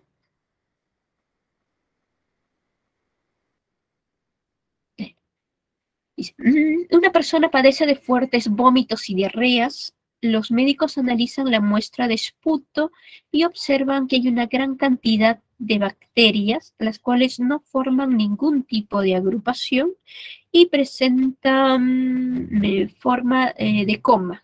Se informa que estas bacterias son del tipo, este es facilita, ¿no? Las que tienen las que tienen forma de coma, Las que tienen forma de coma, estas bacterias son los vibriones, ¿no? Vibriones. 11 respuesta B. 11 respuesta B. Miren, y aquí está justamente la forma de las bacterias, ¿no? Dependiendo de la estructura de la pared celular. Cuando tienen forma circular, cocos, estos se pueden agrupar, ¿no? Se agrupan de 2 en 2. Cuando se agrupan de 2 en 2 es un diplococo, está todo chueco porque es un diplococo. Formando cadenas se denomina estreptococo y en forma de racimito de uva está filococo. Si tienen forma de bastoncito, se denominan bacilos, que también presentan agrupaciones, se agrupan de 2 en 2, forman diplobacilos, o formando cadenas, se denominan estreptobacilos. Y hay algunas bacterias cuya forma no es exactamente esférica, pero tampoco es la forma de bastoncito, o sea, es una forma intermedia entre un coco y un bacilo. Y esas bacterias se les llaman los cocobacilos, que también pueden tener agrupaciones así de 2 en 2. Otro tipo de bacterias es las que tienen forma espiralada, los espirilos, y estas las que tienen forma de coma, ¿no? La pregunta, los vibriones, ya los vibriones. Tomen la captura, vamos a pasar a la pregunta 12. Vamos a pasar a la pregunta 12. Ahí está. Dice, un laboratorio de bioseguridad nivel 4 existen bacterias, las cuales forman estructuras de resistencia metabólicamente inactivas, en las que básicamente solo contienen el ADN bacteriano y permite que resista a los agentes químicos. Dichas estructuras se conocen como, facilita, ¿no? Estructuras de resistencia, estábamos hablando de esporas, ¿eh? Estamos hablando de esporas. Hay que recordar que para el caso de bacterias, las esporas no son forma de reproducción. No tienen nada que ver con la reproducción, ¿no? Como en el caso de en los hongos, hongos en plantas y están las esporas de hongos y plantas están involucradas con el proceso de reproducción. Pero en bacterias no tienen nada que ver con reproducción, solamente son estructuras, ¿eh? Las esporas solamente son estructuras de resistencia, que son metabólicamente inactivos, ¿no? Y resisten todos los cambios físicos y químicos que pueda estar expuesta una bacteria. Bien. Y justo acá tenemos, miren, esto de verdecito, este puntito verde, ese es una espora. Ese es una espora. ¿Ah? Esta es una bacteria en estado vegetativo, ¿no? Y cuando a veces ocurre algún cambio en el ambiente de las bacterias, ¿no? Y el cambio que se produce no es adecuado, no es propicio para que la bacteria pueda seguir viviendo, muchas, no todas, muchas bacterias lo que hacen es proteger el ácido nucleico dentro de una estructura, ¿no? Está así una estructura fuerte, resistente, y eso es lo que al final termina formando una espora. Y cuando el medio ambiente vuelve a ser propicio, adecuado para que la bacteria vive, de esta espora germina otra vez la bacteria, ¿no? Y continúa como si nada. Estas de aquí, todas estas estructuras que vemos en esta diapositiva son estructuras variables. Son estructuras que podemos encontrar en algunas bacterias. No todas las bacterias tienen flagelos. No todas tienen fibras, no todas tienen plásmidos, no todas forman esporas. Solo algunas bacterias. Algunas bacterias van a tener flagelos, algunas tienen fibras, algunas tienen plásmido y otras forman esporas. Entonces, los flagelos, ¿qué cosas son? Estructuras que le brindan movilidad a la bacteria, ¿no? Son estructuras que intervienen, son apéndices que permiten el movimiento, el desplazamiento de las bacterias. Y de acuerdo al número y posición de bacterias, de flagelos, las bacterias monótricas, miren, hay un solo flagelo. Lofótricas, cuando hay un grupo de flagelos que nacen en un mismo polo, en un mismo punto. Anfítricas, esta de acá también, esta también es una anfítrica. Esta también es una anfítrica. Las anfítricas son bacterias que tienen un flagelo o varios grupos de flagelos que nacen en puntos, en polos opuestos. O sea, esa es una anfítrica. Perítricas, cuando los flagelos nacen alrededor de toda la bacteria. Y las que no tienen flagelo, así, las que son así, esas son átricas. Las bacterias sin flagelo son bacterias átricas, ¿no? A ver, las fimbrias. Las fimbrias son estructuras presentes en algunas bacterias. Muchas de ellas participan en lo que es adherencia, permiten que la bacteria pueda adherirse, pueda pegarse a un determinado sustrato. Y también hay algunas fimbrias que participan en el proceso de conjugación. ¿Ya? Esta de acá, justo es la que está participando en el proceso de conjugación. Los plásmidos. Esto de verdecito, ese es el plásmido. El plásmido es una molécula pequeña de ADN circular adicional de ADN, ¿no? De ADN extra al genoma bacteriano. Este es todo aquí de color guinda, de color vino. Este es el ADN bacteriano. Ese es el genoma bacteriano. Y el plásmido también es ADN, pero es ADN extra, ADN adicional, que solo tiene unos cuantos genes, ¿no? Es ADN extra adicional al genoma bacteriano, ¿no? Y esto también participa en el proceso de conjugación. Ahí también interviene el plásmido. Si desean también la captura, vamos a pasar a la siguiente diapositiva.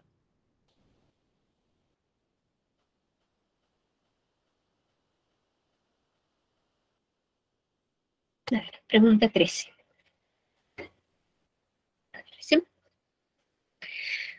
Cuando se aplican cierta inyección a una persona, las moléculas viajan por la sangre y entran en contacto con ciertas estructuras que se encuentran en la membrana celular. Debido a la diferencia de concentración que hay entre la parte externa e interna de la célula, estas estructuras permiten el ingreso de dichas moléculas a través de un poro canal. Se deduce que las estructuras en mención y el transporte que realiza se conoce como... Y para eso, bueno, jóvenes, correcto, la 3 es la B, pero ahorita vemos por qué es la B. Esta es un diagrama, un dibujo de una representación de una membrana plasmática. ¿No? Se dice que es una bicapa lipídica, porque mire, tiene una capa de fosfolípidos acá y otra capa de fósforo, bicapa lipídica, ¿no? Bicapa lipídica. Los fosfolípidos son un tipo de lípidos que presentan esto de celestito, que es azulito, celeste, es una cabecita polar de fosfato, y esto de acá, que ven como colitas, son los ácidos grasos, ¿no? Los ácidos grasos.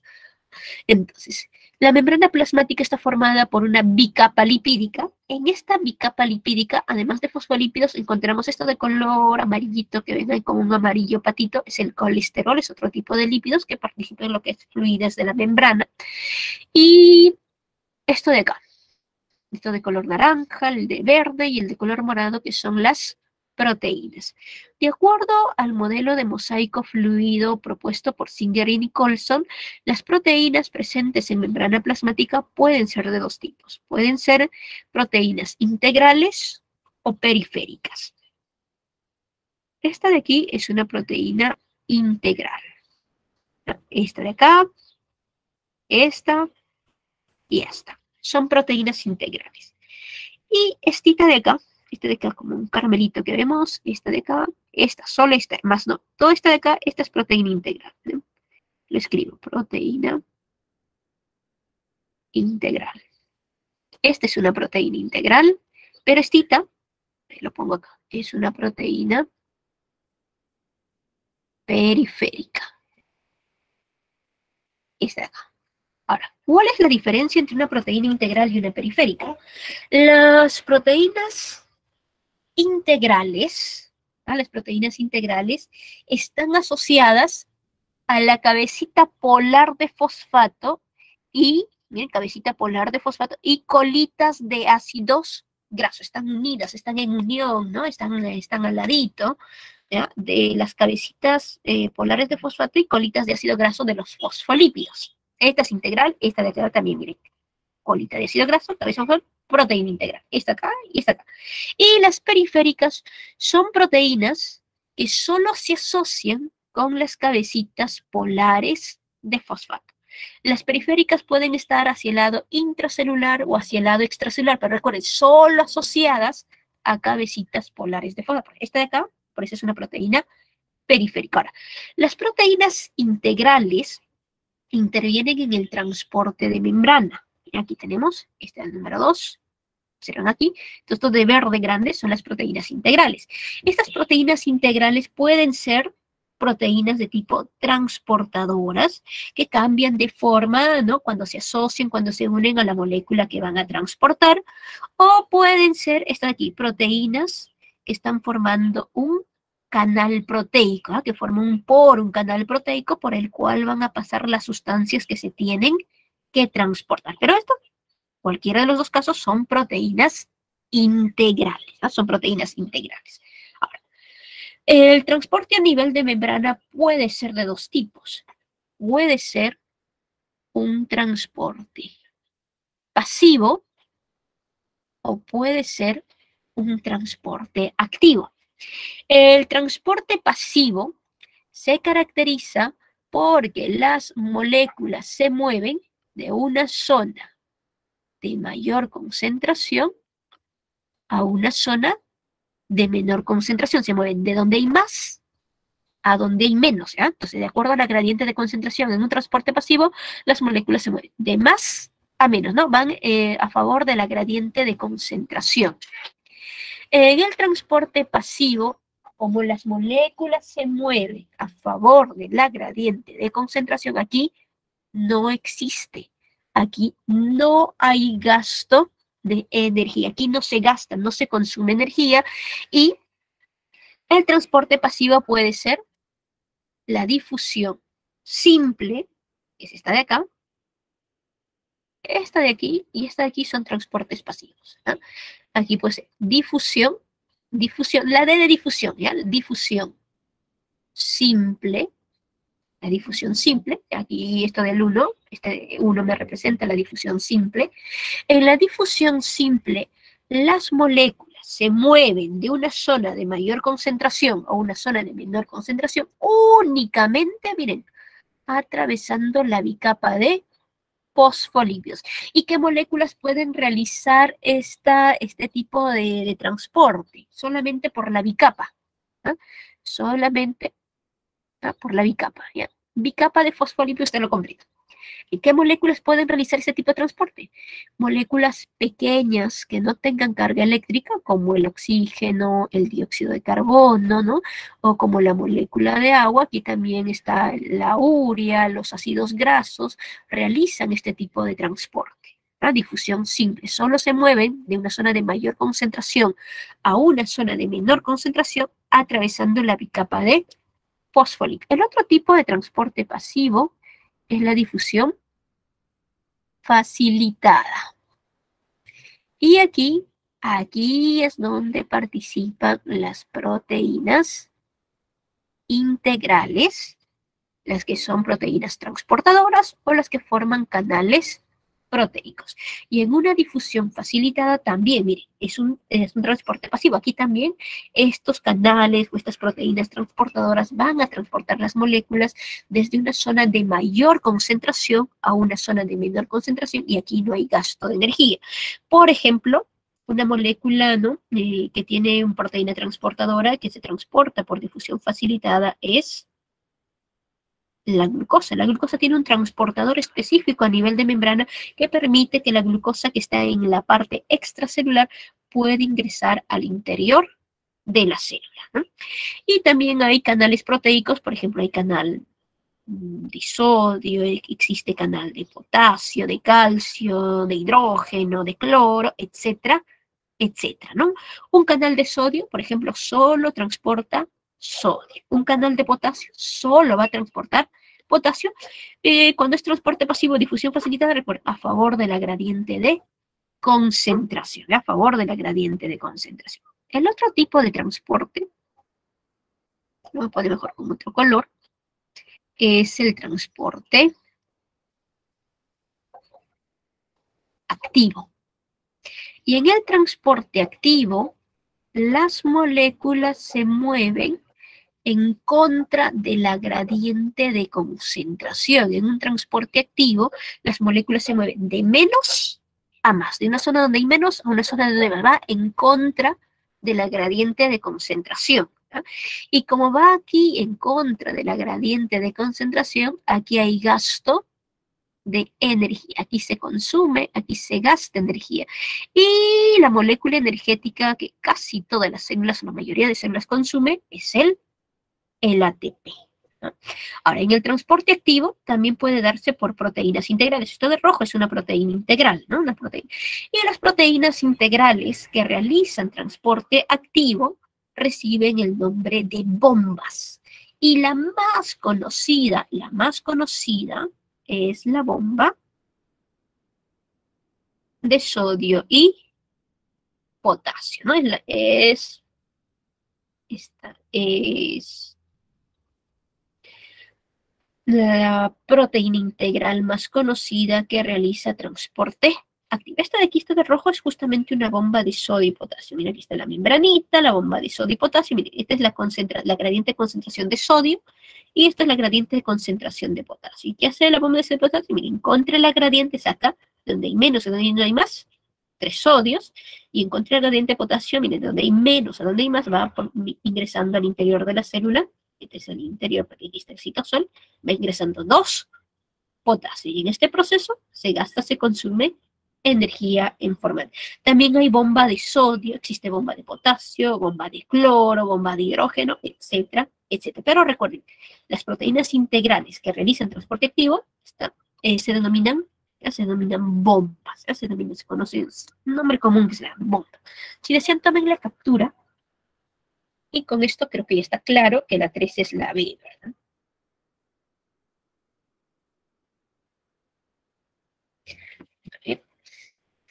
A ver, la 3. Cuando se aplican cierta inyección a una persona, las moléculas viajan por la sangre y entran en contacto con estructuras que se encuentran en la membrana celular.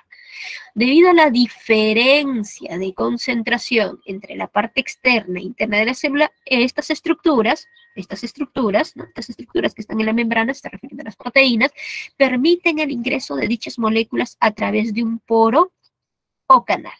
Se deduce que las estructuras en mención son proteínas integrales y el transporte que se realiza se conoce como a favor de la gradiente de concentración, es un transporte pasivo, ¿no? Transporte. Por 13 respuesta B. ¿Ah? 13B, tomen la captura. ¿Sí?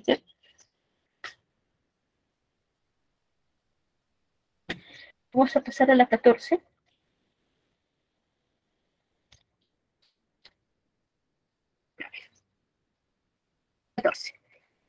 El hígado, la 14, dice, el hígado es un órgano muy voluminoso e igual de importante dentro del cuerpo. Entre sus principales funciones está el sintetizar y degradar el glucógeno, metabolizar los compuestos como el alcohol y detoxificar la sangre de fármacos junto con herbicidas o plaguicidas presentes en los alimentos. Todo esto lo realizan las células hepáticas gracias a la presencia de, esto tiene que ver con una organela, que es el retículo endoplasmático liso. Es el retículo endoplasmático liso. 14, sí. 14 respuestas sí. Porque la función justamente del retículo endoplasmático liso es detoxificar, ¿ya? Detoxificar fármacos, herbicidas, plaguicidas. También se encarga de la glucogenólisis y también se encarga de la formación de la producción de lípidos. La síntesis de lípidos se da en el retículo endoplasmático liso. El rugoso solo se encarga de la síntesis de proteínas, ¿ya? Síntesis de proteínas. ¿Por qué? Porque el rugoso justamente se denomina rugoso por la presencia de ribosomas, ¿no? Adheridos en su cara externa. El liso no tiene ribosomas. En el caso... Ya. Al final les voy a pasar todas las claves para todas las preguntas, no se preocupen, jóvenes. Al final les paso, al final. El Golgisoma participa en lo que es secreción. Los ribosomas son estructuras que participan en síntesis de proteínas, ¿no? Interviene en la síntesis de proteínas. El liso, puesto de aquí las funciones del liso. El peroxisoma. ¿Tenemos dibujito del peroxisoma? No. En el caso del peroxisoma, es una organela. En su interior tiene enzimas oxidasas. Enzimas, de manera general, enzimas oxidasas. Dentro de estas enzimas oxidasas participan ellas en el metabolismo de ácidos grasos, en el metabolismo, también intervienen en el metabolismo de aminoácidos y como resultado de este metabolismo de ácidos grasos y otros compuestos producen peróxido de hidrógeno. Y aquí en este proceso participa justamente la peroxidasa y el nombre de peroxisoma. A ver, peroxidasa. Y aquí en este proceso participa, aparte de las otras enzimas oxidasas, participa la peroxidasa formando peróxido de hidrógeno. El peróxido de hidrógeno es un compuesto tóxico para la célula, no se puede acumular esto en el citoplasma celular, y para eso el propio peroxisoma tiene una enzima llamada catalasa. Catalasa, se denomina así la enzima. Y la enzima lo que hace es degradar el peróxido de hidrógeno hasta agua y oxígeno. Degrada del peróxido de hidrógeno hasta agua y oxígeno, ¿no? Lo degrada y como agua y oxígeno ya no es tóxico. Entonces, todo un conjunto, son varias enzimas que se encuentran dentro de los peroxisomas. Entonces, 14, recuérdense, aquí está justamente, miren el retículo endoplasmático justamente, el núcleo, esto de aquí que está rodeando el núcleo, la envoltura nuclear, es denominada, ¿no? La, la carioteca, se llama carioteca, la envoltura nuclear, la carioteca, una doble membrana, y una prolongación justamente de la carioteca es el retículo endoplasmático. El que está más cerca al núcleo en su cara externa tiene adheridos ribosomas y se denomina retículo endoplasmático rugoso. Y el que está más, ya cuando se aleja más del núcleo, está bastante alejado y ya no tiene y no presenta ribosomas y se denomina retículo endoplasmático liso, ¿no? Ya vimos las funciones del liso y del rugoso. El rugoso solamente síntesis de proteínas, el liso tiene como función síntesis de lípidos, glucogenólisis, detoxificación, entre otros. Y este es un esquema ¿no? de la envoltura nuclear y cómo está dispuesto el retículo endoplasmático en la célula. Tómenle captura si desean.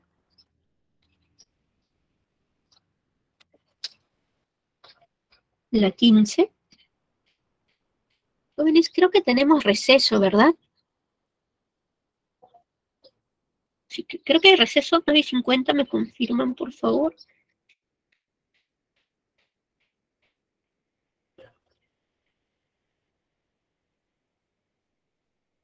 Sí, ¿no? Ya, a las 9:50 hasta las 10:05.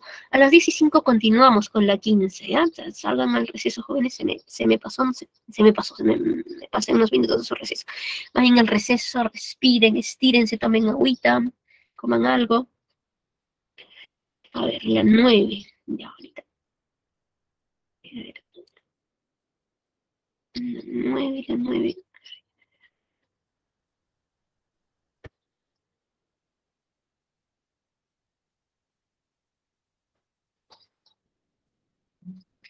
Y 9D, 9D, ajá, 9D, 9D.